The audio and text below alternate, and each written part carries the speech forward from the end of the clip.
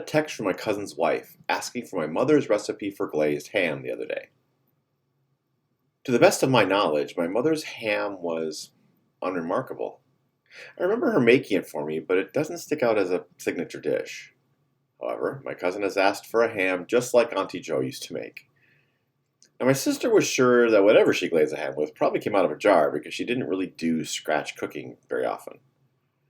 My sister and I sort of agreed it probably came from the Betty Crocker cookbook, whatever it was. But it's not like I can call her to check the facts. That ship sailed when she re-emerged into non-physical in 2018. Well, crap. And that got me to thinking. Was my dad's mom really that great at electric organ and could play by ear, or am I misremembering? And did my mom's mom really say to the members of her new church were so high and mighty they thought their crap was caramel? If only I had had those conversations with them before they died. I think it's important that we spend time with our elders to hear their stories and their lessons. Life teaches us things if we're open to learning them. And the reflections and stories of life from those that have walked the road before us can inform us, help us make a better ham, or maybe even survive a devastating event. I remember my mom's Uncle Roy and his stories about a certain December day in 1941 when he was a 21-year-old Navy man stationed at Pearl Harbor. He was working at the pay office of the USS Oklahoma on a Sunday morning when the call to general quarters rang out at 7:55 a.m. Uncle Roy looked out the pay office window in time to see the Rising Sun logo on the wing of a Japanese bomber that had just released the first torpedo destined for his ship. My uncle noted the grinning face of the pilot, so interesting the details that stay with you. At his battle station, 3 decks below the pay office, he was battening down the watertight doors when a bomb hit the fuel tank, drenching him in oil, and the water began pouring in.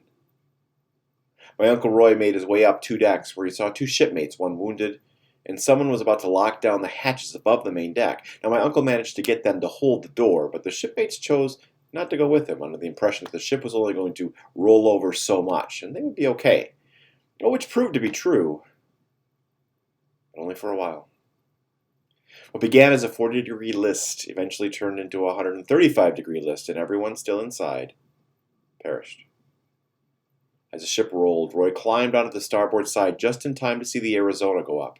He watched in shock as the flames and smoke billowed hundreds of feet in the air, an iconic image many of us have seen only in photos in history books. He saw a Zero coming towards the battleship row, and he jumped into the water and took shelter behind one of the barriers separating the battleships. He watched as the plane swept the area twice, shooting the helpless soldiers on the decks of the remaining ships or struggling in the water. Many of his shipmates were on the hull of that ship or in the water, and they were all killed. The Oklahoma was the second largest loss of life on that day behind the Arizona. Now, my Uncle Roy lived to be 102 years old. If I put myself in his place, I don't know how that experience might have changed me. Well, not only am I not a military man, but witnessing so much death of my friends and colleagues at such a young age, I would leave a scar. In an interview with the National World War II Museum, Uncle Roy shared his remembrances of that day that stand out in our national memory. At 95 years old, the trauma of that day remained vivid in his mind almost 75 years later as he recounted his story. When we sit with those who've walked the path before, we gain insight into how they navigated the events that shaped their lives.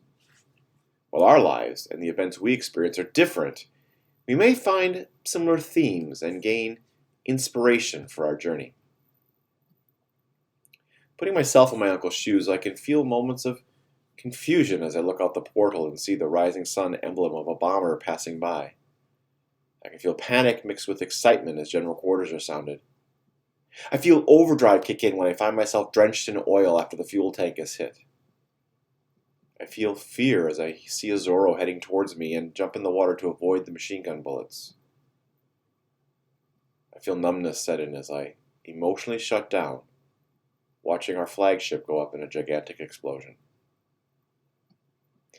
And I feel the tenacity hardwired into our family's DNA kick in as I pick myself up, dust myself off, and keep living. You see, I know our family is strong. If I ever doubted that I possess the stuff to get through the tough times in life, I simply need to remember Uncle Roy has walked a harder path even before I got here. And the same thing that gave him the courage to survive that day at Pearl Harbor is in my DNA too. It gives me courage. That gives me strength. And that gives me hope. That reminds me I have a choice in how I choose to live this life. I can let the situations I encounter overwhelm me, or I can pick myself up, dust myself off, and get back on the grand adventure. My choice. We should maybe all have those conversations before it's too late.